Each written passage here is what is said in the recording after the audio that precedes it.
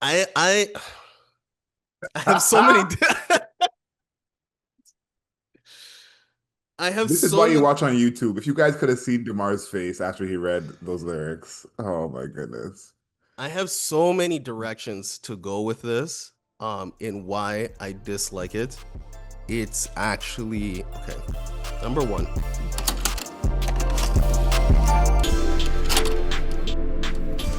Good afternoon, beautiful people. This is another episode of Album Mode. We review a new album every single week. We look at the lyrics, the production, the overall aesthetic of the album, and how that album fits into the context of that artist's career. For everyone watching on YouTube, we thank you. We appreciate you. Leave us a comment. Let us know how wrong we always are. My name is Adriel Smiley, aka AdrielSmiley.com, aka The Godfather, aka Champion Scribe. And we are here with His Royal Highness, like we are every single week, aka The Bunny, aka Still a Huge Munch, aka Green Goblin, King Grant. welcome back, ladies and gentlemen. We're back reviewing Taylor Swift and the Life of a Showgirl. Taylor Swift, an artist, singer, songwriter, allegedly, who is who is released, I believe, her 13th album. This is the 12th. 12th. Sorry, 12th. 12th album. And this is something personally I was not looking forward to. I've been a little bit lower on the Taylor Swift universe than the fandom. And when this was coming out, I was like, I was kind of hoping that you left for a little bit, but we're still here. Yeah, I think the Taylor Swift fandom has almost outgrown the music at this point. We'll talk about that, I think, a few points on here. But this was the album for me that I realized one, I have 75 Taylor Swift songs saved on Spotify. Oh, it's because we review her music so much. No, yeah, we're going to talk about our past reviews, but I did the math. I said, okay, she's appeared on album mode, I think it's 6 times Hmm. at this point. So maybe the leader in that category of most appearances um, Her or on Drake? album mode. Her, Or yeah, no, her. Yeet. Because we did review a I lot of would Yeet say her music. because Yeats never made it into a sound bites. She's been albums and sound bites. Oh, okay. So yeah, she got to be the leader in that category. Yeah, her or Drake. But what I realized is there's a difference between a Taylor Swift album, how it sounds, and how it's marketed. Hmm. And those are like two different things happening at the same time. And then this is the thing that I realized about her is like we're not really separating the artist from the music. And I think we're on the outside of the fandom, of course. We're not tapped in. We don't know what she's taking in her coffee these days. You know, I'm sure the fans know if she's an oat milk girly in October of 2025. We don't know those things, but I think those things play a part in the music in a way we have never really seen before. I think that she's an artist where her actual life and what we know publicly is a part of the whole experience. So this is an album where I was like, this is the most clear to me it's ever been. It was a huge deal. If you somehow are not on the internet and you missed this, she was on the New Heights podcast. Excuse me. And With her fiance. at the time, yeah. Oh, I guess they weren't fiance at the time, but yes, her fiance and his Hmm. brother. It was a huge deal. I think that was her first podcast she'd ever done. And on that podcast, she revealed that she worked on the album during the European leg of her Eras tour in 2024. She reunited with Max Martin in Sweden, and she was kind of flying in between there and dates, getting the album done. She had this quote that she said to Max when they started working on the album. And before I read her quote, I want to just give the guys a shout out because these two are producers she's worked with before, Max and Shellback. And these two have like a huge list of hits with Taylor. That's important to kind of highlight before we get into anything. Blank Space, Ready for It, End Game, 22, Style, like the list goes on and on. Max Martin has hits in his own right. If you guys are unaware of him, we're going to Yeah, school you right super now. producer. One of the Swedish super producers. He's in that lineage. I would call him the super producer, at least the modern one. You Yeah. know, Hit Me Baby One More Time.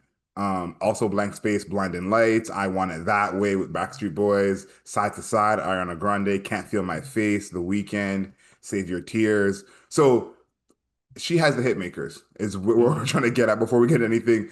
This is the album when it said, let's go back to the hit makers. Very different from our first Taylor Swift review. And then what she said about the project, I thought was very, very interesting because this feels like an album that is way more tied to what she wants musically than I feel like a couple of her past work. Obviously, it's Taylor Swift. She's always in charge. But this one feels a little bit different in that way. And she said, I essentially said to him, I want to be as proud of it as an album as I am of the Eras tour. And for the same reasons, I know the pressure I'm putting on this record by saying that, but I don't care because I love it that much. That is not something we hear from Taylor often. I love The, that for the her. I also love that for her. I also love that for her. But it's rare that we hear her say, "I love this album that much." Like usually, that's usually not part of the rollout. You know, there's other messages going on of the creation of the project, but to Hmm. say, "I love this album that much," I thought was very interesting. Yeah, I think that she is in a space where she believes that anything she puts out is going to do well or be well received. I think that it's kind of hard to not believe that as a person when anytime you release music, everybody is piling on to the tour. They're piling on to the movie that comes out. They're piling on to the internet trying to defend you. They're everywhere about it. That's all that's being talked about. That's all it's playing on every fucking radio station. It's on in the supermarket everywhere, right? So when you're in that kind of space, I feel like you can feel comfortable in the idea that it's like this shit is gonna be the best shit ever. And I think the commercialization of it doesn't matter. You know, that's something I've talked about as well in terms of this new era, the 2020s with music, is like the commercialization of it is almost separate from how good the actual music is. Yeah. And I think when you're a Taylor Swift type of artist, there's not many, but if you're, in that Taylor Swift group, the commercialization of it almost doesn't matter. You just putting music out is gonna sell. So I think you're right. Like that's a big part of deciding how she feels about the project. You mentioned it Hmm. earlier, 12th album. That feels like an incredible number for We're her. in She's too deep. We're in too deep like yeah. a Drake song. We're gonna get to that, of course. But I want to talk about our past reviews because we've had a ton of time talking about Taylor Swift on this podcast. If you are listening to the podcast for the first time, go back and listen to some of our past reviews. Okay, I'm gonna spoil it right now. Not gonna be our highest ranked Taylor Swift album. That's we haven't talked about that before, but I'm just gonna go out on a limb and say not our highest ranked Taylor Swift album. So if you are a Taylor fan, this is your first time listening to the podcast, go back to our old reviews. Um, let's go back to the first one, okay? And this was actually episode 2 Yeah, of I the know. podcast. I know. It's the Um, craziest thing. our first doubleheader as well. Yeah. I want to say if you guys want to guess who wanted to do the doubleheader between Folklore Taylor Swift and Logic Under Pressure, you guys can do the math and guess who was more in favor of that. I'm not gonna name names, Oh but man. do you remember the score you gave for Taylor Swift Folklore in July of 2020? I think I gave it like a 9.5, genuinely. You gave it a 9, I gave it an 8. Okay. All the Taylor Swift fans, go back and listen to that one. If you want to I hear like us give Taylor I, some love, that's I the one to go like listen to. I like how you're framing this because I also have folklore right behind me, Yep, right? I have yep. folklore on record. That is my favorite Taylor Swift album. And then I guess 1989 and Lover or after that. So there are songs, a lot of them actually, more than a handful that I enjoy by Taylor Swift. I understand the songwriting. I understand the storytelling. Okay? Like I feel like we need to build this frame where it's like I understand what she's trying to do. Okay? I get it, right? Okay. You don't gotta defend yourself. Okay, it's okay to not like Taylor Swift. Let's keep going. December 2020, Evermore. Hmm. This was a real doubleheader for Taylor Swift, the back-to-back albums. Do you remember the score you gave Evermore? I want to say that's a 6.5. You gave it a 6. I gave it a 4. Okay. Taylor Swift fans, go back and listen to that one too. Okay, if you do you want to see the contrast? Go listen to that one too. And then we had a couple years where we didn't review her. Then Midnights in November of 2022. Do you Mhm. remember the score that you gave it? I think that was a 5. You gave it a 6. I gave it a Okay. 5.5. Good album, not great. That is probably the album I Five liked and a more in six ret. is not good for No, us. That's no, very mediocre. above average. It's above average. Slightly. Especially when the album before I gave it a 4. Like I think 5.5 is not so bad. But that is probably the album in this past 5 years of Taylor Swift that I liked more, after we reviewed it. Okay.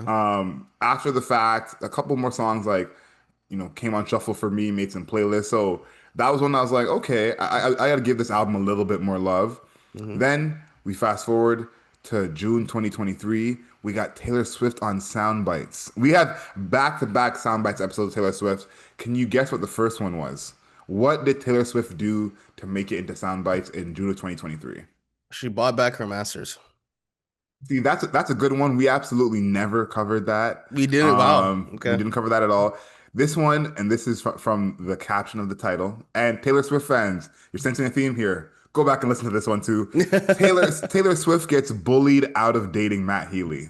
Remember when that Ooh. was a story? Mm-hmm. I do remember that. Yeah, I'm crazy I'm time. enjoying this trip down memory lane because we are in a completely different headspace and different lifestyle for Taylor Swift, the current Taylor Swift.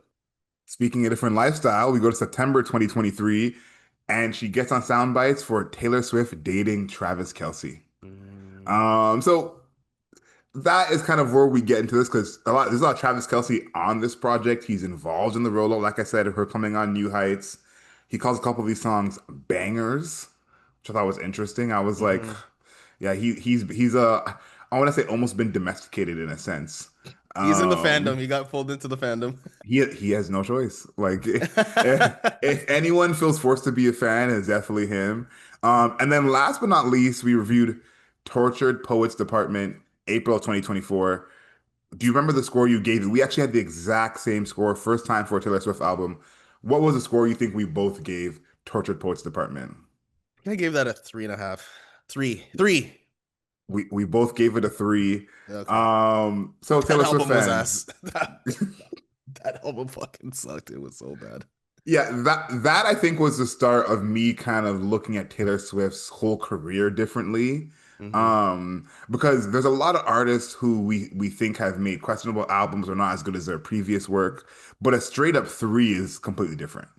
Hmm. I think of like Evermore and Midnight where those are good albums, We were in but the maybe mix. maybe overrated, but good. Yeah. Tortured Poets felt like just a straight dud from the both of us. So that's what she's coming off of. I like how, and this is the thing that Taylor Swift has become kind of the media darling in a way, where the media just loves her as a celebrity and what she does. Where a lot of the press around this has been Taylor Swift coming off her record-breaking Eras tour. Hmm. And I said, no, no, she's coming off the worst album in album mode history. um, so I like the reframing that a lot of the press are doing of not coming off this bad album, but coming off this great Eras tour. And then last but not least, before we get into the production, Fate of Ophelia. How did you feel about that song as kind of like the pseudo single, the first song on the project? Like, what are your thoughts on that record? I think that song is just, it's probably, I'm gonna be honest with you, the best or second best song where I was kind of surprised by the direction of the song because it was upbeat. It was almost I was almost confused by how upbeat that the song was. And it's also very breathy, the singing. And I think that it sounds good, especially for a first song on an album, right? I felt like it was a good lead in to what else is gonna happen. Like the idea of it was a good lead in. But her singing actually sounds good on that track. So I like that song. I actually like that song a lot. I don't know about for a single. I feel like her single repertoire is she's got the nuclear bomb, the reverse suplex. Like she's got so many moves, and she's like uh here's like the chop, like if we're gonna continue the Hmm. wrestling analogy, so I'm not really huge on it for as a single, but I think it's a good song. I just think that she's done multiple times much better singles than this song in a Yeah, lot of this different song is ways. good. This song is good. I think this is the song where I said, how distinct is Taylor Swift's voice? That is Hmm. something that I think one of the biggest stars to have a voice that's not that distinct. Like there's a bunch of these songs where like someone else could have sang this and done better, which is, something we've said before about some of her records. But this song in particular was one where I was like, if I didn't know this was a Taylor Swift song, would I guess Taylor Swift right away? Probably not. So very, very interesting. That's not saying it's a good thing or a bad thing, just something to That's kind of a consider. bad thing. That's kind of a bad thing considering how long Taylor Swift has been making music and how iconic some of her songs are. For it to be unidentifiable on a single I, that's crazy. That's insane. it do you disagree though? Because I think that's a theme on a lot of these songs here, and the fate of Ophelia is one that made me think of it. Uh, there's a couple of songs, and there's one in particular which I put the note down on because I was kind of stunned by it, where it was what's the saying? Actually romantic. Hmm. I don't know if we want to talk about the production or the songwriting first, but this is like the song in general, actually romantic. That's a scorcher for the songwriting situation. But I would just say that the electric guitar, the fact that it's more of a rock, like a punk rock song, is one of the first times I can recall where Taylor Swift is chasing somebody that she influenced. That sounded like an Olivia Rodrigo song, but tamer, like without, it's like Olivia Rodrigo without the edge. And Olivia Rodrigo, I would consider soft edge, despite Edgier making than punk rock. Taylor. Yes. And for Taylor Swift, first of all, to sue Olivia Rodrigo, I'm never gonna forget that. I'll never let that shit go. But to sue her and then to make a song inspired by Olivia Rodrigo, but worse, is disastrous. I just think that's such a disaster. I think for you to be such a massive artist, then for there to be so many different influences by you, and then for you to like almost circle back and eat your own tail, that's crazy to me. I actually disagree here. This to me didn't give me Live Rodrigo, and again, maybe that's just our difference in age here. But this to me felt like an early 2000s, like one of those pop rock songs. Like this feels like a Jason Mraz special. Just a little bit harder. And this is what I think is so interesting because Taylor Swift's music is never really been a time capsule in the same way. I think some of her big pop hits, Hmm. like Blank Space, are like we're like, oh, I remember that time in my life. Yeah, shake it off. Shake It Off as well. But most of her music isn't really like that. And it kind of makes me sometimes forget her age. She's a millennial like us. She's a few years older than us. Hmm. So it's like she really grew up with that early 2000s kind of sound in a way that a lot of her peers now didn't. So that's what that gave to me. This is probably the album I feel like she made the most attempts. Midnights, I think, was the other project where I felt a little bit like that, where it's like, okay, you're trying some different sounds here. This isn't all like your traditional sound.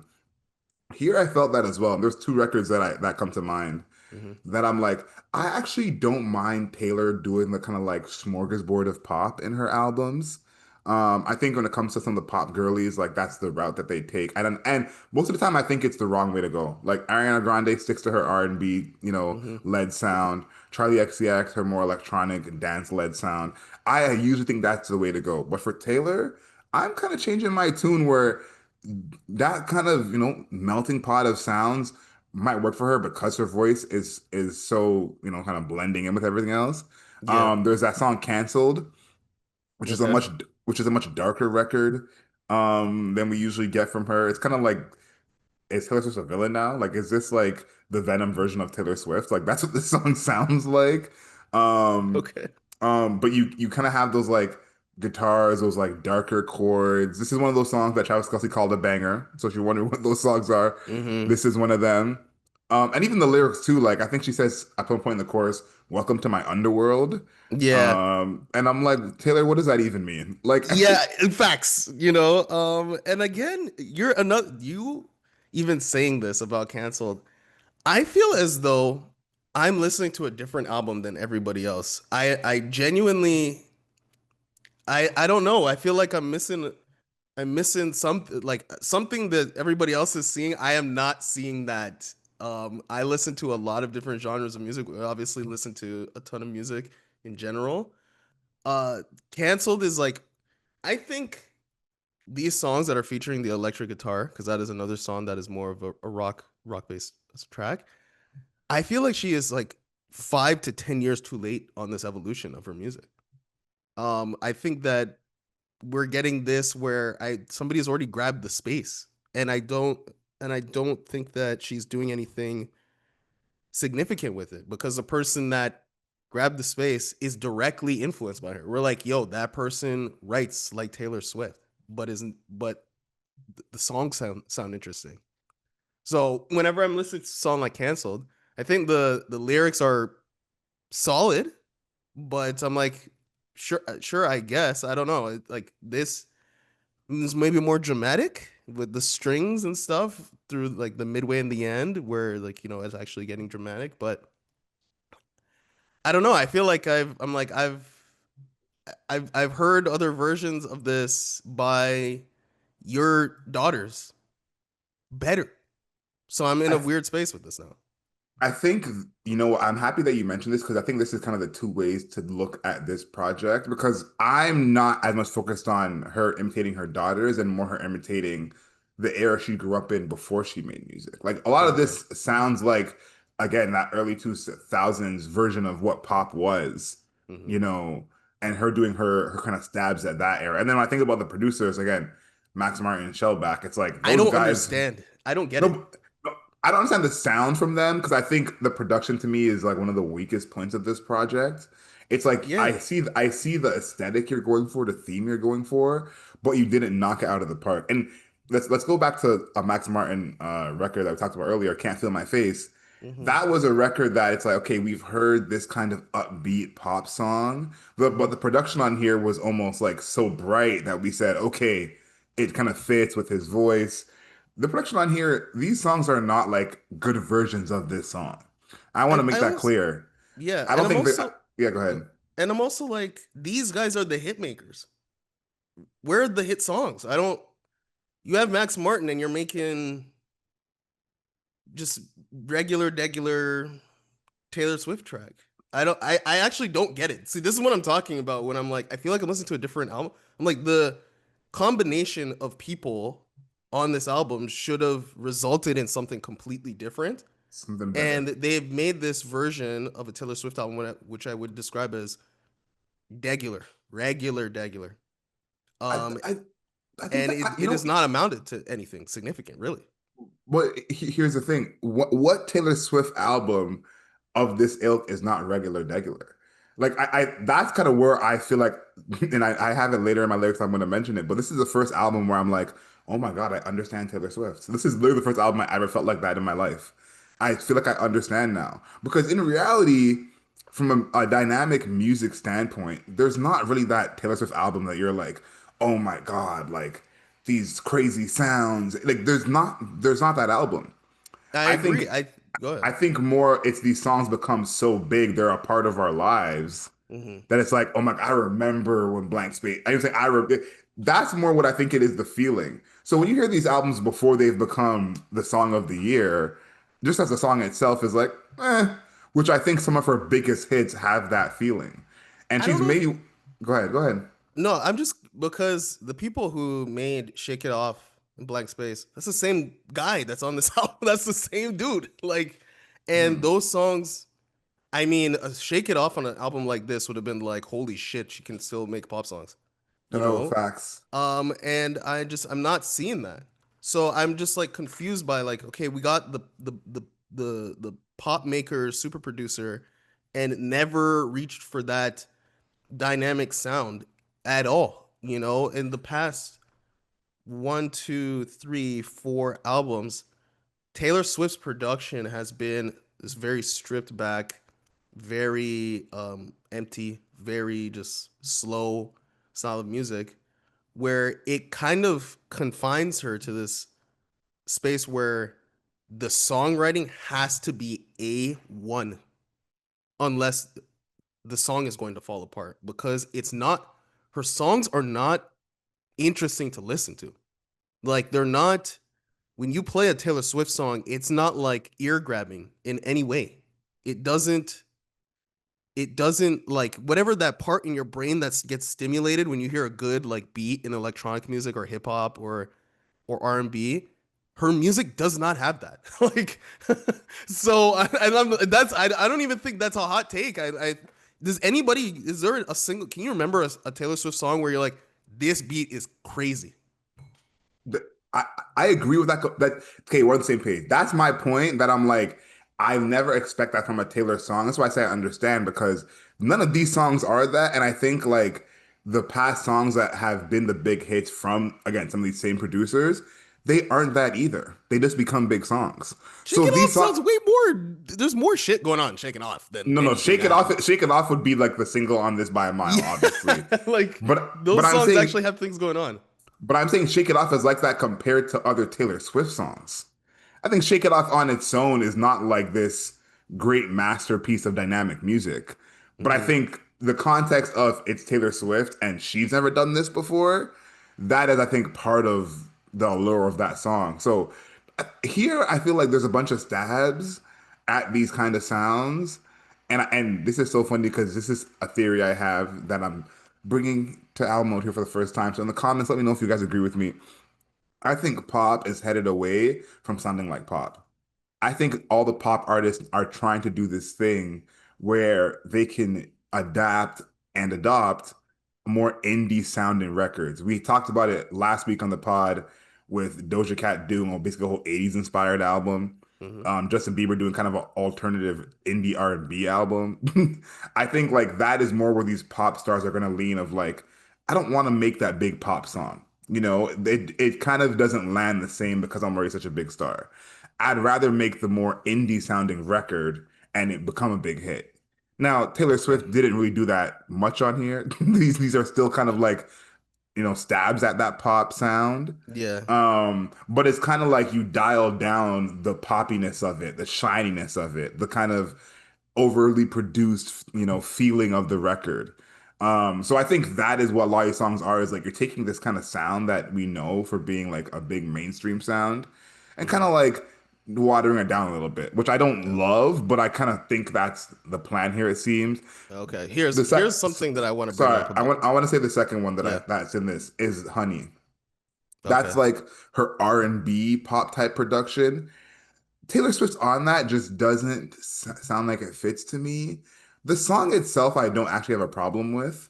Um, and I don't actually have a That seemed problem. like a that was a desperate grab to me. Like respectfully, like that. Come on, like the hip hop instrumentation. Her musical experience is so far away from hip hop, from trap drums. Like that has the ticking trap drums on it. Are you kidding me? Yeah, no, it's actually crazy. The other part of it too is like this to me is the kind of sound that if Taylor had been, I guess, following what everyone was doing, she would Mhm. have 3 albums of this. Yeah, And it stands out that this is like such a diversion from her of like, what are you doing, girl? Like this is not what you do because this is like probably not making it off of an Ariana Grande album. Like this wouldn't be enough for Ariana Grande to make her no, project, no, but no, this no. is the kind of like, sound that we're accustomed to from Ariana Grande. So it Yeah, kind of stands out to me more of like Taylor really has not like stepped into the middle of like girly pop in quite some time. And maybe she doesn't know how. That's the thing. Maybe I at this point it's like she doesn't have the chops to do it well because Honey is not a win to me. Like there's parts of it that make no. sense. Like the light keys, I think, match her voice from a production standpoint, like giving her that kind of tone. And then that little drop before she says honey of like, Mhm. I'm sure that will go up in a concert. But this is a song that I feel like I can name 12 people right now who would do it better. Yeah, and also the song lyrics where she's like, I'm trying to remember what did she say. I could have cried the way, huh? We're not doing we don't do that in our currently. I don't know if she's listened to Scissor or not. That shit is not that shit is not what's happening in R&B right now. I think her because we're talking about an R&B pop song, basically a crossover, but that's a modern R&B pop song. Her way like her just total absence to the rhythm of that song is outstanding in a bad way. Like I Did can't did did you just say Taylor Swift and absence of rhythm in the same sentence? That's I don't never know if been you've said seen her dancing. before. If you've seen her dancing in that dress, uh, No, no, that no was one says that about her. When you think Taylor Swift, you always think rhythm. Everyone knows that. it's not it's she's but it's just so absent from it. And I think that it doesn't work. Like it doesn't work at all. She's trying to do Taylor Swift on top of R&B, and I don't think she understands like R&B and Taylor Swift are almost like an antithesis at this point in time. Uh I want to point out something that I really did not like about the production, where Elizabeth Taylor and Showgirl or Life of a Showgirl, this is even more egregious. Too much stomp clap. What the fuck? It's 2025. Why are we doing stomp clap songs? I don't understand at all. You and Stomp Clap are the biggest beef It's since Cardi and 2025. Nicki. I'm telling you, you must. It's funny that song. I didn't even make any notes about it because I was like, Demar's gonna mention it. I don't have to worry. Demar's gonna mention it. I'm not because, and you know, here's the thing. The Stomp Clap, I don't have a problem with the way you do. That clearly like is a spot in your heart that you're like, it feels like we're back in 2014. It's lazy, man. The stomp clap is so absolutely, it's just absolutely lazy. I can't But believe it. other than that, I like that song. Okay, I'm happy for you. I'm happy for you. I think the stomp clap is so lazy. It's so lazy and it's so dated, right? That is really the thing. It's like lazy and dated production. This song could have been made in 2011, 12, 13, 14, 15, like 16. You know, and I'm talking that's over 10 years ago now. Like, why are we still doing songs like that? You know what? You know what I think, and I hate to mention it again before my last set of production. This is the age difference. A lot of Taylor's fans are approaching 40. They want to hear the stomp clap. That is a time that they liked. I think that that's Reals. like, I think you're coming to it from more of a Gen Z perspective, Hmm. where you hear that and you're like, that reminds me of a time when I was very, very young. That feels Hmm. dated to that is not in music anymore in a real big way like it was over a decade ago. So I think there's a group of people who do want to hear that, and it's a kind of a big reminder to them. Now I'm not those people, so I don't want to speak for them, but I know that there's a large fan base who are older than us who they like to hear those sounds. I have a question for you about Wood. Okay, Okay. tell me what you think about this song. The Go guitar in for the it. intro I thought was so interesting. It Uh-huh. kind of felt like a reject of the Bruno Mars Anderson Paak album. Mm-hmm. But who would you actually see on this record? Because the big thing with this record that stands out to me is Taylor doesn't do features. That's not really been a Taylor Swift thing. But Yeah, there's not a probably lot. five, six songs on here that I'm like, if you had a feature on this, maybe this whole album looks different. And Wood is one of those ones to me where I was like, if you had the right feature on Wood, that could have been just a more fun moment. So, is there Yeah. someone you think of who would fit well on that song? Take off Taylor Swift, put on Bruno Mars and Sabrina Carpenter. Done. I just made you a Ooh. hit song. A genuine Y- number one. Okay. yeah, you might have. I Um, can't lie. that song, I mean, the guitar, I mean, to me, when I listen to the song, I think that it kind of reminds me of like when the credits roll at the end of a film, right? Like there's actually imagery to the production, which is that's one of a kind for Taylor Swift music. But I think that it has like this almost 70s roll credits type of song, element to it, talking like old school Bruno Mars, right? Then we have the cheeky for trying to be cheeky. Let me get that straight. Trying to be cheeky. Sexual innuendo lyrics from Taylor Swift. Give that lyric sheet to Sabrina Carpenter and just let her redo it. Number one, free money. We're printing money off this song. No, keep Taylor on it. It'll be She make can it a do the background moment. vocals. No, I was gonna say like background vocals, you know, like Kendrick with Playboy Cardi, you know, just something Facts. like that. Yeah. Do you have anything else for production before we get into lyrics? Because I know that you have some lyrics for Taylor. Yeah, I would say just shortly, there is one song that I actually really liked the production on, and that is Ruin the Friendship. I actually I Wow. actually enjoyed that song. That's probably my favorite song. I think the song singing is good. Bass is nice and subtle. Very bright. And I think that it's just free. Free in a way that a lot of her music does not sound this way anymore. Her music sounds so constrained and so locked into these boxes, and for her to just give me like a little breathy track, a little fun breathy track. Where are the fun breathy tracks from Taylor Swift anymore? I have yet to hear one. Yeah, Since like ruin the Lover. friendship. Ruin the friendship. I could have done with three or four more of those on here. Yeah, That was the I song like on here that where song. like when I got to it, because to me, this album I have split into like the first half and the second half. I think the second half for me starts with Ruin the Friendship. Hmm. Um, from just on how the production changes. But that was the Yeah, first one where I was like, okay, you got something here. yeah, Yeah, so I like Ruin the Friendship a lot. To me, that might be the best song on here. yeah. And then the lyrics, I Mhm. actually like the lyrics on that. It's a storytelling track. I would be surprised if it was actually her about her, just because to uh to fantasize about somebody in that way seems kind of odd because the person, if you read the lyrics all the way through, the person is supposed to be dead. But I think that the lyrics are solid. We're talking about ruin the friendship, and she is like, hold on, I want to get the correct lyrics here. Where um, she is. Hold on, we gotta cut this part. I gotta figure out a way to get back into this when it's video to make it easier for me. Uh, okay, here we go. Where she is saying this on verse 2, she's like, shiny wood floors underneath my feet. Disco ball makes everything look cheap. Have fun. It's prom. And then wilted corsage dangles from my wrist. Over his shoulder, I catch a glimpse, and you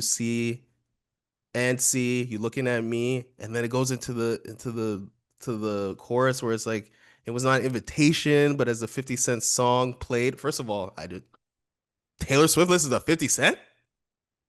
That Why is is that real. surprising? That's real lame. She's 35.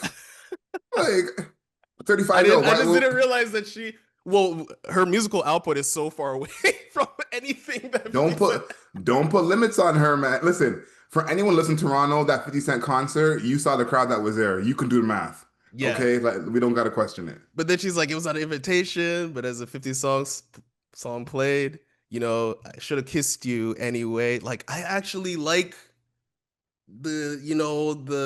the reminisce, the nostalgia, but then also the melancholy. But again, we mentioned the song is like breathy and free. Like, there's something happening on this song. I'm like, holy shit, this is probably one of the best. This is probably one of the best songs she's put out in like 5 years.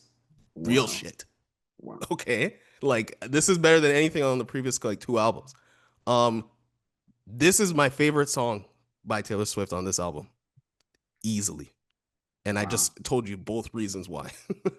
Wow. That's a good one. I'm not mad at that as the favorite song on here.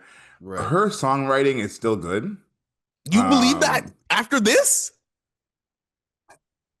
This is I'll tell one you. song, by the way. That's the one song. I'm trying to sprinkle for the listener, No, because the listener is probably I'll tell you why. I think Taylor Swift's songwriting style has just changed across these last few albums, and in a way, she's kind of the anti-Drake. Where even though Drake has these big songs with big Mhm. choruses, what Drake's actually saying in the verses is still it has to be listened to.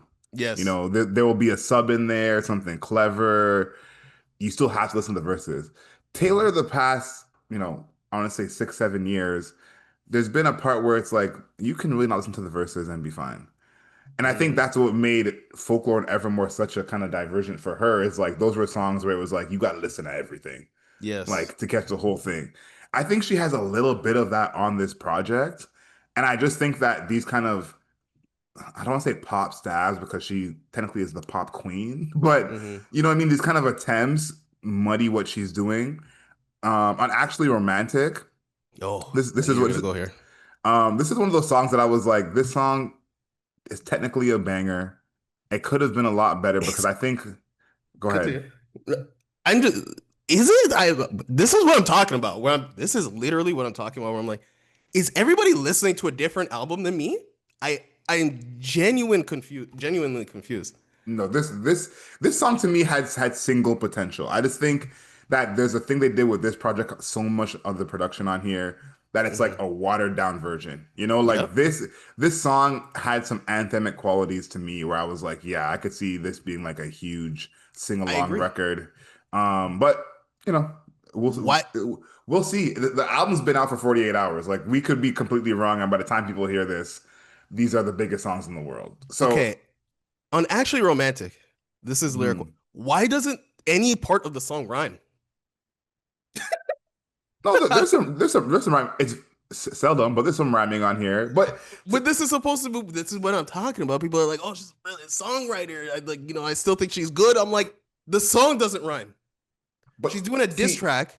This is a diss track for Charlie yes. XCX, by the way. She's doing a diss track, and 75% of the song doesn't even rhyme. I don't have a problem with that. I don't have a problem with that. To me, she makes it work on here, and that's not the actual biggest part of the problem on this record. I think about a song like Umi Says by Most Def, where he doesn't rhyme at all on that record. And Mm-hmm. that's one of some people's favorite hip hop song of all time. So I don't have a problem with her not rhyming. I think she's still creative. On verse two, my favorite verse on this record, she says, hadn't thought of you in a long time, but you keep sending me funny Valentines. I know you think it comes off vicious. It's precious, adorable, like a toy chihuahua barking at me from a tiny purse. That's how much it hurts. How many times has your boyfriend said, "Why we're always talking about her?" This song is so clever to me because it's very similar to the themes we just talked about on Cardi B's album. Like this is not that different in terms of the actual theme of this record, but the Mm-hmm. way that she, I guess, puts it out is like you don't see like a diss record like this, Mm-hmm. across genres. Her saying a toy chihuahua barking at me from my tiny purse, that's how much it hurts. How much times has your boyfriend said, "Why are we always talking about her?" So it's this, and the song's called Actually Romantic. It's this idea of you're so focused on me that you just can't get me out of your head. Like I'm in your Mm-hmm. head constantly. I think taking that approach in a beef is like a cousin of killing him with kindness. Like there's nothing kind on here, but it's like a quote you've always said of, from Mad Men, with Don, where he's like, the guy's like, you're worried about me. I got plenty of these. I'm coming for you. And Don says, Mm-hmm. I don't think about you at all. This is Taylor Swift's I don't think about you at all. Like this Right. is her version of that. So to make a diss record is basically saying, by the way, I know you're obsessed with me. I don't care. Mm-hmm. That was clever. That was clever to me. That reminds me of the Mariah Carey it's Obsessed with Me versus Eminem, genuinely in that Yeah, beat. yeah. So my biggest beef is like too much of the song does not rhyme. Also, um, I don't know. It's just like again, like literally, like I hate to bring up Olivia Rodrigo all the time, but she's literally done this song, but just like better. Like has literally done this exact same song, right? But has been able to fill it out in ways that Taylor Swift has not, and those songs actually rhyme. A marvel. You know what I mean? I think that Taylor's lyrical ability to me has atrophied in a way that it's really given Gap Band outstanding. It's like you blow my mind. Like that is where I am, where how washed I feel about Taylor Swift's writing. Like you see, that meme of Gap Band and Outstanding, where you're seeing Paul George. Chris Paul, Embiid. We're seeing people like, Michael Porter Jr., and I'm getting that gap. Like, you blow my mind, you blow my mind. I'm satisfied. I am getting that feeling. Listen to this entire album where I'm like, the wash is crazy. The crazy washness. I mean, like, let's go to Wood. Okay. Wood is probably the most egregious. I mean, borderline offensive track to me, I think, because first of all, this is on This song to me, it sounds so generic. I know you're talking about lyrics, but it's such a yeah, generic song production wise that you're like, this could have been 2010 Maroon 5. This could have yeah, been, Camila Cabello. This could have been anybody in pop anybody. at some point. And the way that the actual song is, it sounds like the kids bop version of that. So, Facts. so when you said borderline like offensive or whatever, I was like, Yeah. You're not wrong here." So she says, which is the most egregious part? Okay. She says, actually, you know what? I'm gonna go with this specific part where she says, hold on, hypnotized. Hold on. I had a different lyric written saved, so I gotta go look for this one. Give me 1 second. Okay. So this is in the post chorus, right? The second post chorus, where she's like, "Forgive me, it sounds cocky. He hypnotized me and opened my eyes. Redwood tree, it ain't hard to see. His love was the key that opened my thighs. Forgive me, it sounds cocky. He hypnotized me, opened my eyes. Redwood tree, it ain't hard to see. His love was the key that opened my eyes."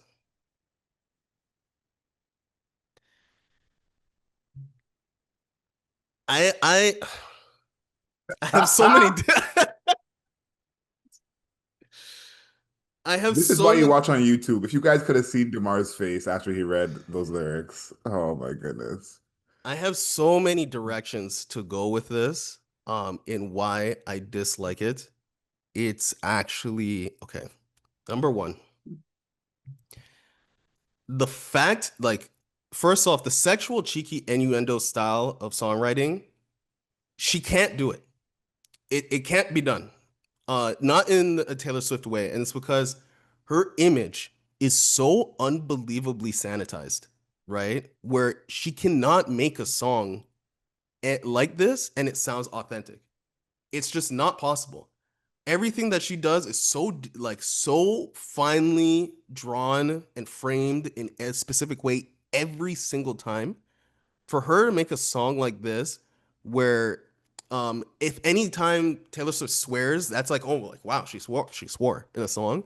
For her to make a song like this and not even be able to say dickmatized is what I'm talking about. Like, you can't make a sexual innuendo song and then self-censor, right? It's like, are you gonna do it or not? Are you gonna make the innuendos? Then go full bore into it. If you're not, then let's not even make the song, or let's do the full swearing on the song. You know what I mean? Pick one, because I've got tons of artists who can do the innuendo, or I have one in particular who is exceptional at it, when Sabrina Carpenter. And then I have people who are just like, they'll just say the words, right? And pick R&B artist, literally any man or Hmm. woman, insert here, right? Don't do this middle ground where it it just sounds stupid. Like, it just sounds dumb, right? And for her to buy into this idea that she is somehow trying to be a cheeky, sexy person, like, you spent your entire career stripping the sexuality out of your music, out of your artistry, out of your presentation. It's something that it's just, you can't believe it, right? Like, with Sabrina Carpenter's music, I know it's with a wink, it's with a nod, it's with a smile, right? Where, because Sabrina Carpenter, you see Sabrina Carpenter, she's constantly like, her outfits are just lingerie. Like, that's all she wears, right? Every song, the music video, there is like, a subtext to it, right? Where it's like a, funny, sexy subtext to it. Taylor Swift has none of that. That doesn't exist. Like it just doesn't, right? Mhm. So when I get stuff like that from Sabrina Carpenter, right, where I'm like, and plus Sabrina Carpenter is also funny, and I've said that on previous reviews, like her music is fun, like her lyrics are funny. Taylor Swift, when was the last time you heard Taylor Swift tell a joke? That's a soundbite right there. That's a soundbite right there. So I'm like, Um, when it comes to yeah. the, especially when she's like, on this part, like this part, actually, I'm just where she's like, he hypnotized me, opened my eyes, and opened my eyes. Redwood tree, it ain't hard to see. His love was key that opened my thighs. That fucking sucked. That last line is brutal because because it's like the punchline is so like I don't know if anybody's ever said that to you in real life. His love was the key that opened my thighs. You would be like, bro, stop talking to me. Right? Cringe. Walk away from me. And for that to be the punchline end to a post chorus is trash. Like that's actually terrible, bro. Like it lands like a brick in the middle of the song. The thing about this record, which I think is so interesting to me, is I think about this time when I heard a woman say that Taylor Swift's music is for pick-me's. And for anyone who doesn't know what that term is, pause this podcast right now, head to Urban Dictionary, type in pick me. I don't want to be the one to describe it, but someone said her music is for pick-me's. And Mm, I always remember that because it was a black woman saying it, and it was more of an idea of the fandom than Taylor herself. That's how I mm, took that comment. And on this project, I said, I now understand why that person said that because even in the song that you're referencing, the idea that she's saying Travis Kelce's love saved me, essentially, and made me whole. It's like this that's is a not what's 35-year-old woman, by the way. no, Respectfully. that that's a separate conversation. But I think even putting that in your music is a message that so much artists are not doing and will not do right now. And so I think someone identifying that of like her fan base is cool to hear that. Because think about if SZA said that. SZA has loved men before, or Summer Walker, whoever. If SZA was on here saying this man made me whole and turned my life around, Mm-hmm. I just don't think that would land um, the same. So I think when you hear themes like this, it kind of puts into perspective where her audience is separate from the rest of the music audience. It's not even just a pop thing. Like I can't see any of her contemporaries making records saying his love made me a full person. Like that's just not a theme that we hear that often. So No. I thought that was very, very interesting. And the thing I think is kind of endearing about it in a sense is Mm, that the music has become so toxic. The mm, toxic music is the popular music at this point. It's like, no, I never loved her. I never loved him. Never needed them. That is very much like what the cool kids are talking about. So mm-hmm. there is something kind of, endearing and earnest about this group of people over here that are like, no, love me, please. I need the love. Without the love, I'll be nobody. Like there is something like almost very cool about that where like everyone's here being nonchalant and like we're too cool to love. And over here we're like, Yeah. no, no, no, like please love me, I'll love you back, I promise. Yeah. So very, very interesting. Yeah. Eldest daughter is the next one where it's just like, I can't believe she actually said this. This is on the pre-chorus, eldest daughter, where she's like, I've been afflicted by a terminal uniqueness. I've been dying just from trying to be cool. Please stop. Like That's real. No, we're on the same page. That is so real though. That like she's the antithesis of cool. But I think at this point, that's what she's saying. Like, she is aware of that. Like, it's like there's a part where she goes like, "I tried to be a baddie on a different song." And I know you know Hmm. that part, that lyric. It's Yeah. like this is the difference where, yeah, she's very successful, a billionaire, one of the biggest pop stars of all time. She's still a millennial woman on the internet. You know what I Hmm. mean? Like that doesn't change any of those things. So all this goes into even my lyrics on Wishlist is like the whole idea of her being relatable as like her superpower. This was the album I understood it. I'm telling you, You maybe understood? um, but here's why. The idea of I spent all this time trying to be a baddie, trying to be cool. There's a large group of people who are trying to do that facing the same, societal pressures or images what they're seeing of like, I got to try and be that. It's like That's go cap. as no no, but listen, go as Stop the cap close. right now. No, I'm telling you, go as close as to look at Taylor Swift compared to Travis Kelce's girlfriend before her. That is go. You don't even got to go that far. So Taylor Swift is like, I think it is very similar to Drake, where because this person's larger than life, we take out the human part of it. A single, well, she's not single anymore, but a single Mhm. millennial on the internet, trying to compare themselves to others, that is like everyone's life, no matter what situation they're in. And I think the idea of she's above that is something that I think the people outside her fandom, like us, were like, why do you care? And It's not. Go that's ahead. the relatability piece because there are a bunch of her fans who are like, yeah, I'm trying to fit this aesthetic or trying to be cool and trying to be this when I'm actually more like this. Because if you look at it in honesty, Taylor Swift was never cool, like from day one. Yeah, and but the thing is with this lyric is like, or this set of lyrics, or this pervasive theme in her music, is that I don't believe you, because again, everything that you I just don't like. I think that Taylor Swift's persona, um, as an artist, was never trying to convey that. Maybe in Reputation era, yes, she was trying to. Collaborating, she had every fucking celebrity woman in one of her music, but for Bad Blood, Kendrick Lamar was featured on that song. I Hmm. felt in that space, in that time, she is trying to bridge the gap, right? She is trying to at least be, like, oh, you saw that one song by Taylor, you see that fit that she got up, like that. Hmm. Ever since Reputation, the disaster that Reputation was, by the way. Ever since Reputation, she's like, I'm actually just a white girl, the whitest of white girl, pumpkin spice, apple pie, American flag, white girl, right? So for her to be like, and this is back to Eldest Daughter, because like basically the songs are in tandem. It's like, but I'm not a bad bitch, and this isn't savage, but I'm never gonna let you down. I'm never gonna leave you out. So many traitors, smooth operators, but I'm never gonna break that vow. I'm never gonna leave you now. This idea like I'm not a bad bitch and this is savage. Nobody even thought that of you. So why are we talking about that? Like, see what I'm saying? Like, nobody believed that. Like that I wasn't gotta on disagree the. with you. That wasn't who the fuck thinks Taylor Swift is a savage? What No, the fuck? I don't think anybody thinks that, but I think this is the difference between her persona and how she's perceived publicly than her as a person. I think about whenever I see pictures or videos of Taylor Swift hanging out with other celebrities, and I was like, a bunch of people have said behind the scenes in interviews, they're like, yeah, she's cooler than you think.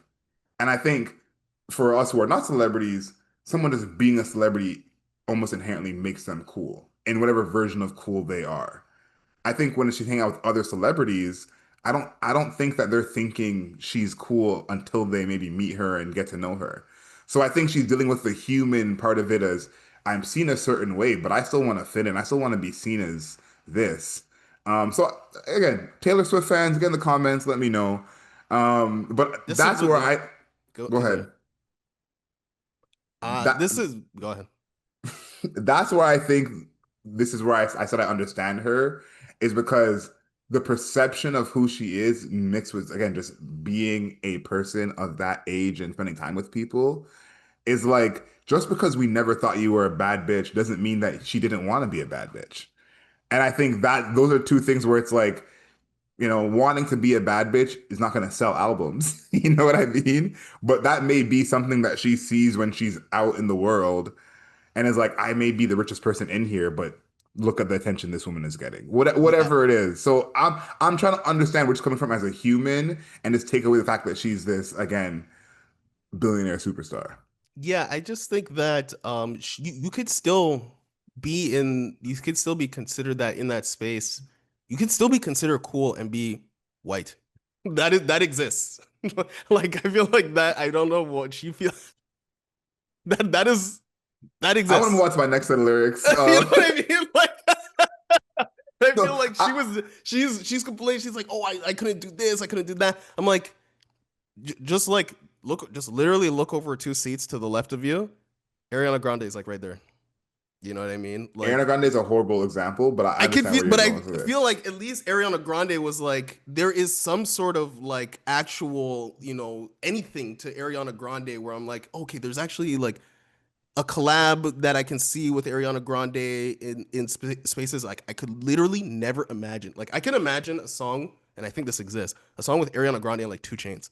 That cannot Mm. exist in a Taylor Swift song. That's something that's never going to exist ever. So That there's a w- space where she hold on. There's a space where like there are white people in a space that exists in this quote unquote coolness because she's using bad bitch mhm, and the terms bad bitch and savage.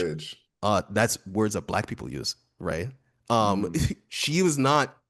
She has never ventured in that space. The closest she's ever been to that is Ice Spice, ever, your girl.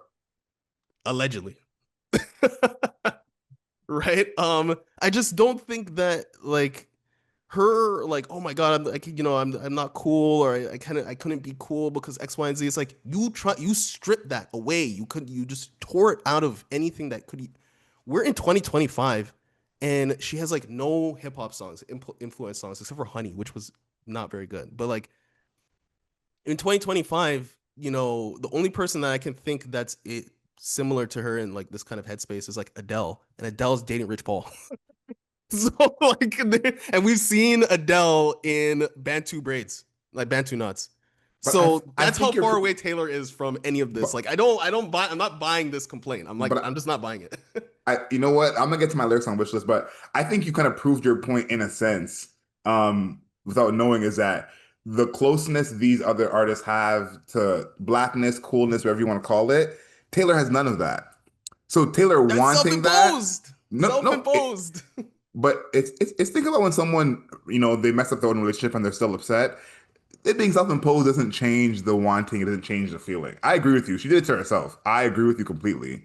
But I think that she can still want that, and to be fair, this is years down the line, but when that thing happened with Kanye and Beyonce and her, that was Hmm. the divide right there. Like that was a divide right there. If we're gonna be real about it. Hmm. On Wishlist, and this is a song where I said, "Oh my gosh, am I a Swiftie now?" Because I Wow. understand Taylor Swift. And I'm like, how am I going to use this newfound language that I can speak now to my advantage? We're going to find a way in real life. Maybe you'll catch me with a pumpkin spice latte, talking to some people in scarves. Wow, you've Um, been changed.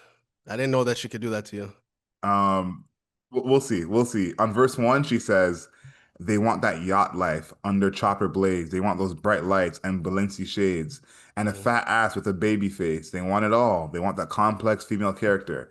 They want that critical smash palm door and an Oscar on their bathroom floor. They want it all. This is kind of the idea that she's like not like the other celebrities. She's like, I'm regular. Everyone else is all about the Balenci shades and bright lights. Me, I'm not like that. And I think what makes Taylor's persona and all these things so interesting is that there always feels like we're being sold an image of what we're supposed to think of Taylor Swift. Hmm. And I feel like even 15 years later, we're going to talk in a bit about what this means for her career. I don't feel like we've gotten an accurate representation of what she's actually like. I think we get glimpses, like in an interview or something behind the scenes, or even in certain lyrics. But I feel like she's been very packaged for the past 15 years. And we don't get a sense of like, how true any of this is. And I think in this song, Wish List, her trying to like sell us as in she's like, I'm not like the other billionaires. I'm different than the other white billionaires. It's like it kind of makes it hit a lot less. When I think in theory, I can actually believe Taylor being different than the other celebrities, billionaires. Cause like I said, I Hmm. can see the other celebrities being like, that's great that you're this, big star. I'd rather hang out with Sabrina Carpenter. Or it's great that you're this big star. Ariana Grande seems cooler to hang out with. Hmm. So that part I can see, but her trying to sell it to us as I'm not like the other billionaires is a little funny to me. Feels a little bit tone deaf, but I'm sure that her fans um, love to hear it. And then on the chorus in that song, Hmm. this is where I'm like the connection of these two I didn't really understand on this record. Okay. It's almost like two separate themes that I don't see where the through line is. And maybe it's because I just don't buy this whole act she's, selling us. I think Yeah. there's some truth to it, but the selling of it makes it feel inauthentic. On the chorus, she says, "I just want you, huh? Have a couple kids, got the whole block looking like you. We tell the world to leave us the fuck alone, and they do. Wow. Got me dreaming about a driveway with the basketball hoop. Boss up, settle down, get a wish. I just want you."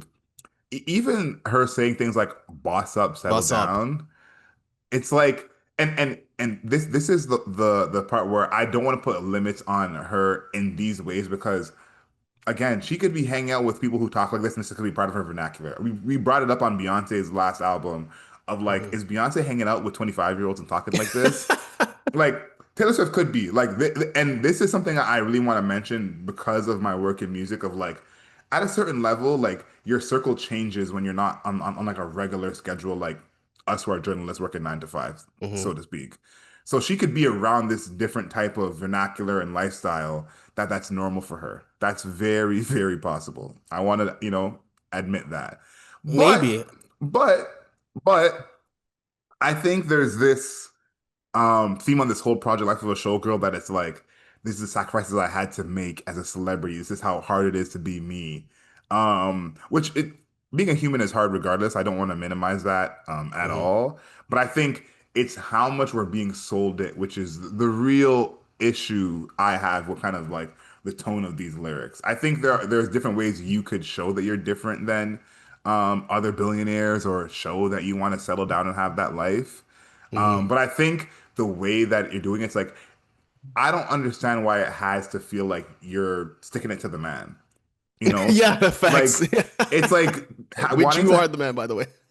it's like that's the part that is odd to me is wanting to have a family and a nice house isn't sticking it to the man to me. You Yeah. know, and then saying that like I'm not about that Balenci shades. I'm not about that bright lights like they are. Fat Mhm. ass and a baby face. It's like there's another lyric on here where she talks about her Cartiers. You know, Yeah. and so it's like you can have nice things and still be down to earth. It's like the person trying to sell you that they're a nice guy. It's like you're selling it too much. I'm sure you're nice, but now how much you tell me you're a nice guy, it gives that you're not a nice guy. Exactly. So I think that was a miss here lyrically, But but that's what I'm saying. But you saying that, Mhm. right? Just grab that right there.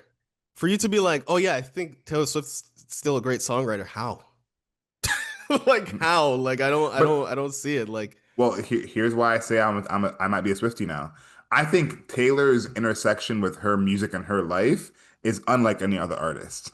So we've talked on this podcast in this episode at least what 7, 8 times about is this really what she does? Is this her real life? Do I believe this from her?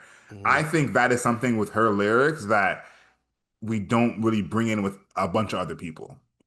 Even other artists who talk about taking a bunch of drugs or sleeping with a bunch of women, we're mhm, not really doubling down and saying, "Do we really believe that? Is that really what's going on?" Because we know a lot of these artists who are speaking like that are in long relationships or married or whatever the case is. So I think in her lyrics, like the actual songwriting isn't the problem. It's that we have almost too much context of her life and who she's supposed to be and who she says she is and who they tell yeah, us she is that every lyric is met with that kind of, thing behind it that other artists don't have. Because, for example, the idea of give me a dream about a driveway with a basketball hoop, boss mhm, up, settle down, got a wish list. This particular part, I don't think is good songwriting. But I right, think coming to a course like this of saying, I want you a couple of kids, that's not a theme that's that crazy. There's nothing wrong with that. But I think right, we know when she started dating her boyfriend. We know too much. We know yeah, too much that everything can't just be lyrics. right. And but the context that we're searching for or like applying to this is because it's provided. Like Yeah. almost everything that she does is intertwined, right? Like all of the appearances. Like remember she met Travis Kelsey at like one of her concerts, right? Hmm. And we saw him like being in such like huge adoration for her and her music and all that type of stuff that's how they started dating, right? So we're seeing every element of her because partially it's provided. Like the textbook is distributed, to the classroom. And for her to for her to have songs and for them to not have a context applied to them, that's just like not true to a way that people create art. Like that's important. Like a person, where they're from, what they do, their background, that's important to 99% of people who make art. So for her to not for us to strip that from her music is just like not that's not how people contextualize art in any sort of way. And Her I don't think persona is that's what part of it. she wants either. Like, I think there's a reason we have all this context. Like, I think the context and the intertwining of her music and her life is part of why she is the artist she is. Like, Yeah, like let's talk about this for her career. It's like Taylor Swift is not Taylor Swift without all of that. I don't think the music alone makes Taylor Swift this big star. I You know, agree. 15 years later, we can clearly say that. That's how I feel of the music alone, she doesn't get to where she gets to. I think it's the world building she's created of you feel like you know who I am or how I think or that I'm just like you and I'm just a regular girl who happens to like to sing. Like Hmm. those type of things are part of how she gets here. So when I talk about what this means for her career, is this is the project where it's almost like the season finale of a show, where you've heard her talk about all these shitty guys and all these songs for years. Then you see her meet Travis Kelce in real life. You follow the Chiefs and the podcast and her at the games. And then she comes on this album and says, he saves my love. He made me who I am, or, however you want to take it. But that fits into an album here because of the 15 years of shitty guys and seeing Hmm. what she went through. So to me, this is a big win for her career just because this is like the story of an artist, reaching a point in a sense that we haven't really seen before. And you got to think of it this way, like your life doesn't end when you get married. Obviously I agree. she's still going to continue to be a person. That doesn't change. But I think in terms of her story as an artist has been very romance driven, finding my love, stuff I've been through, dating other losers, and even the kind of, I don't agree with this sentiment, but the idea of, all these artsy guys hurt me and I found the jock and now we're in love. Like even that kind of thing that a lot of people are, kind of do still believe in, even Yeah. in labels in that way. So to me, again, I'm not even looking at Taylor Swift anymore as a musician. To me, Taylor Swift is Mm, like a TV show, okay. and it's almost like Big Brother or Survivor, and Right. there's the TV show, but then you hear about them online, and then you see them on Instagram, and the actual hour and a half show is like the main event, but I interact with them the whole week waiting for that one show. So for me this is a win because this ties Wow. in all the stories from her. And Wow. to be fair, we said this before, Taylor Swift is one of those artists where the quality of the music is inconsequential. Yeah, for her fandom or for the way that it sells, absolutely. I am genuinely stunned. I just feel like I'm listening to a different album than everybody else. To me, this is a nadir in her career. This is like rock bottom. I think like this, I'm not even joking. I'm not even joking. I'm like, this is genuinely the worst album she's put out since Reputation. It's like not even close. I think that You think this is worse than Tortured Poets? I don't think it's worse than Tortured. I think Tortured Poets is still worse to me. I think this is worse because the songwriting has atrophied to a significant degree now. I think the production is better than Torture Mhm. Poets, but the songwriting has gone to a level of lowness I didn't think was possible for Taylor Swift. To be honest, I held Taylor Swift in a high regard. Again, I have folklore right behind me. Yeah, Okay? yeah. I hold her songwriting in pretty high regard. I did not think that it could be this bad. Like it's given wash. Seriously. Like actually. Like I feel like the pen broke and ink was just flying out of it. Not in a good way. I think that this is probably going to be the first time you're going to see the fandom switch up on her. I think.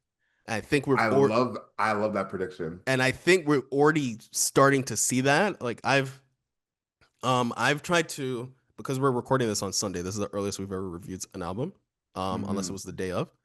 Uh, I'm already starting to see like I have a couple of Taylor Swift fans that I know. Mum, mum on the project, very quiet. It is very quiet in the fandom. I just peruse TikToks and the Twitters.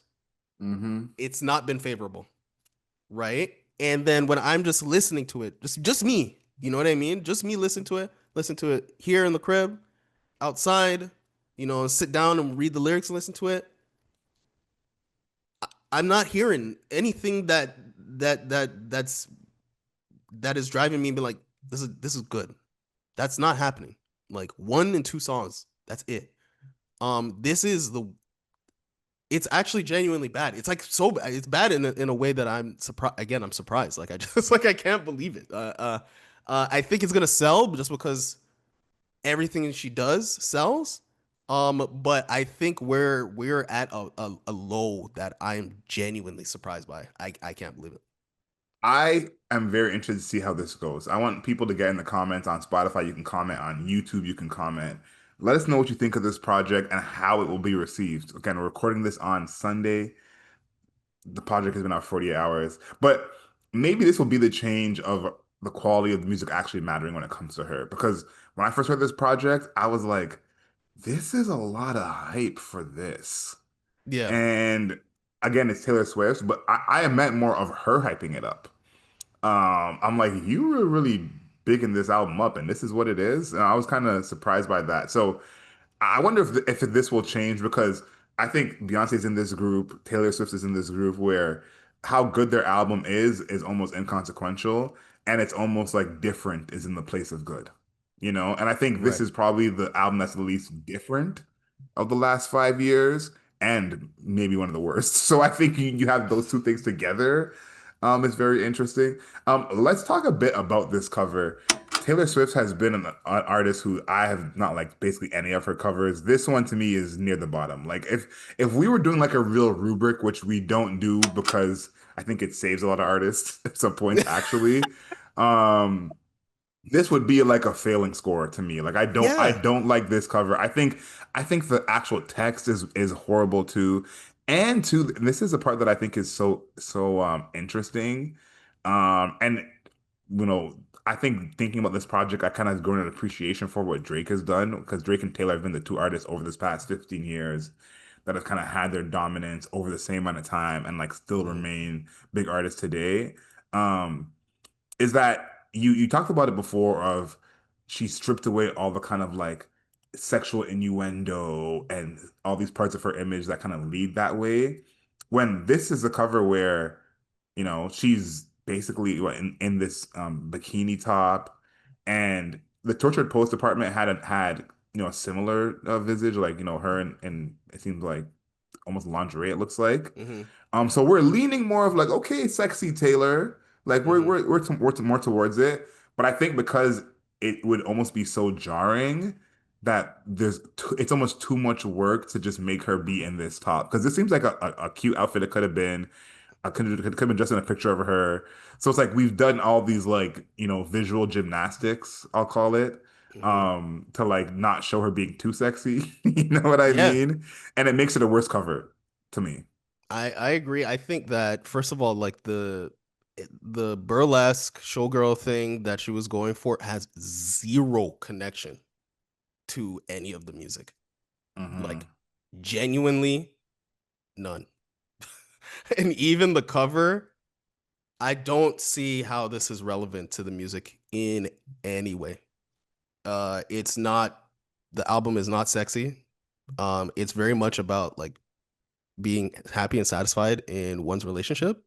Hmm. Um, which is fine. You could be sexy in doing that, but that's not what is happening on the album. That's just like it's literally not what's happening.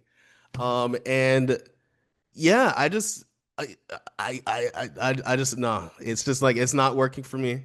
The text is cool. I like that part of it. I think that I don't know. Like even okay, for just to even really drive home what I'm talking about with the sanitization of like the sexuality thing. Even on the cover.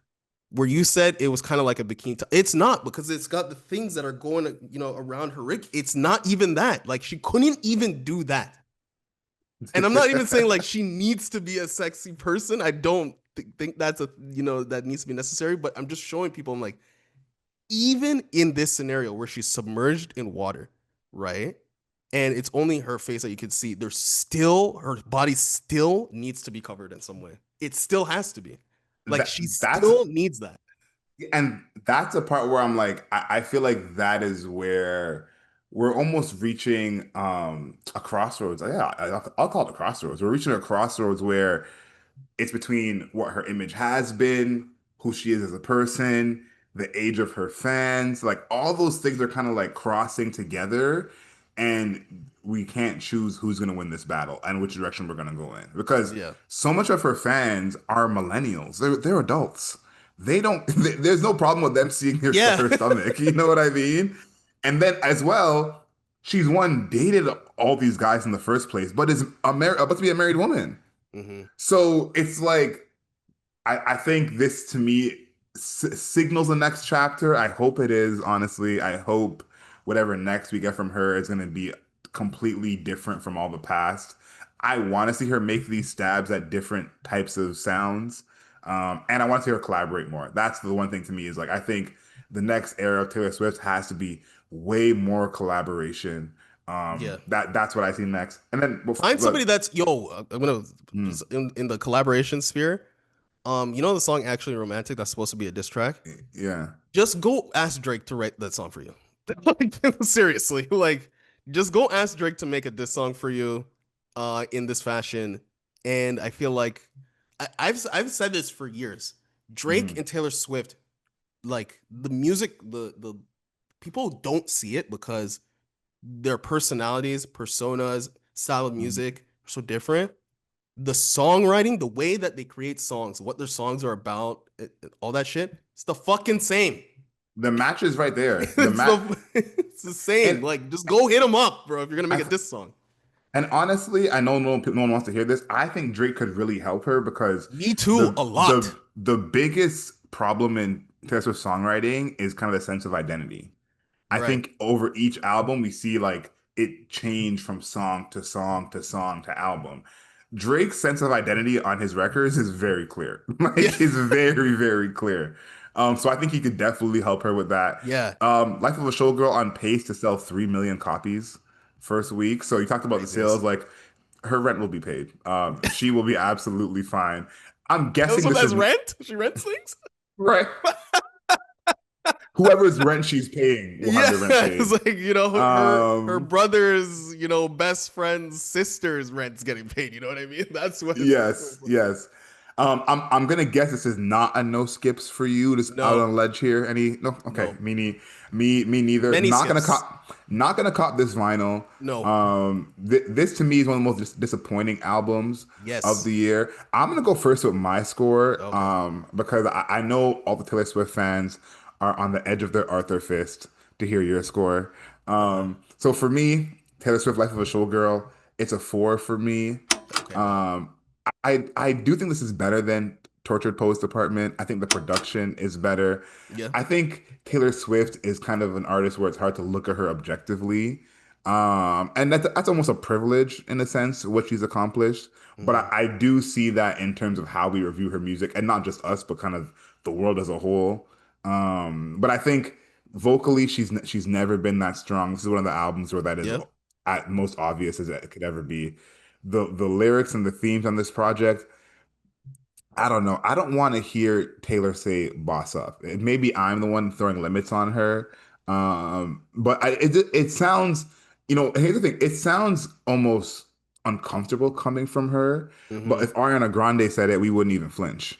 And so Exactly. maybe that is kind of the next step of her bridging the gap where she can say bad bitch and savage hmm and it doesn't sound crazy because she's not too old to be saying that, but it just Yeah. sounds odd for her music and the language that she usually uses. But for me, this is a 4 out of 10. Okay. You can convince me it's lower, but you can't convince me it's higher. Yes, I agree. Okay. My score for Taylor Swift's Life of a Showgirl.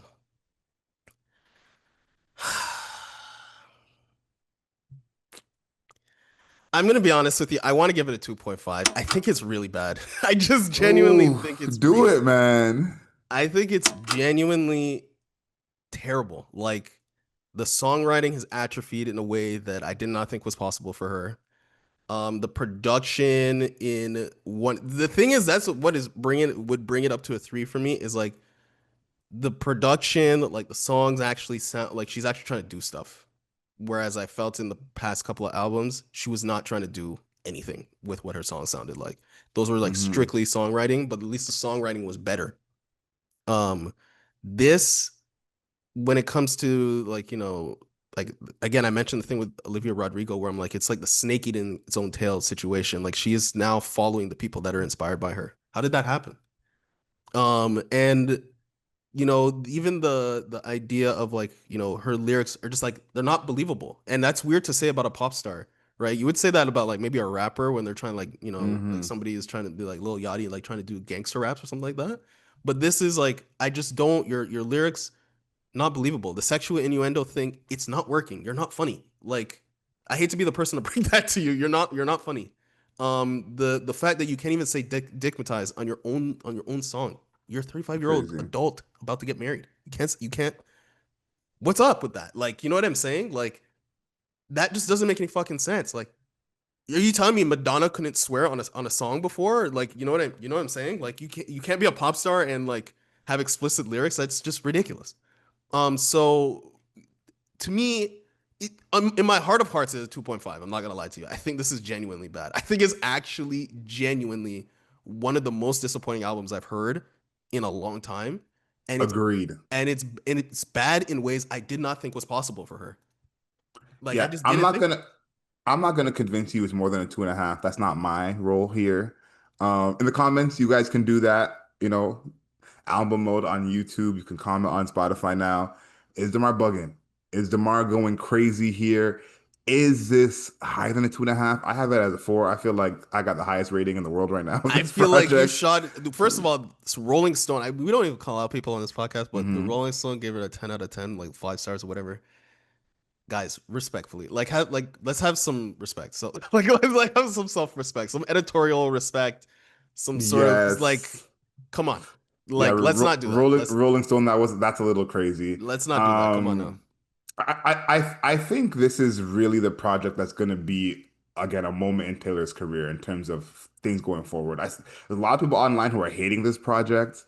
I think this is going to be the one where we kind of split where we're at. It's like, okay, this is a time when everyone decided we're on this side with Taylor or the other side with Taylor. And then last but not least, but before we get out of here, I want to talk a little bit about, kind of what she's done so far in her career. This is her 12th project. She's a legacy artist if there ever was one. I Yep. think she really is the pop artist who doesn't have a distinct sound, doesn't have a distinct voice herself, and is not kind of making it off the actual music alone. I think of compared to someone like Beyonce, when Mhm. there are people who are like, why does everyone love Beyonce? She's overrated. And then they hear certain Beyonce songs and they're like, oh, pff, my bad. She's Mhm. amazing. Taylor's really not been that artist for most of the time. So I'm interested to see how her next part of her career goes, this next phase of her career as a married woman, because I think that we've reached a point where the fandom has been peak. Who she is as a celebrity is peak. It's honestly, to me, it's part of why I think she's getting some high scores basically at all. That's why I compared to season finale. It's like, think of a season finale of a show where the show was good but not great, but the season finale they wrap up everything. No Mhm. unanswered questions. That's, I think, what this feels like to those fans of like, okay, this is what we worked towards all this time. But let us know in the comments. Please interact with us. Get in touch with us. We appreciate you guys. You can find us on the interwebs. Album Mode Pod on X. Album Mode Pod on Instagram. Album Mode Pod on TikTok. Of course, we're on YouTube as well. If you're listening to this, head over to YouTube. We're both looking very black and very beautiful. Okay, Mhm. subscribe to us. Album Mode on YouTube. Leave us a comment. Let us know what you guys think. Okay, the Taylor Swift fans, are we crazy for this one? Do you agree with us? If you agree with us, use capital letters. Okay, we want to see you guys Yeah, agree with please. us in all caps. But until next time, know yourself, know your worth. Later days.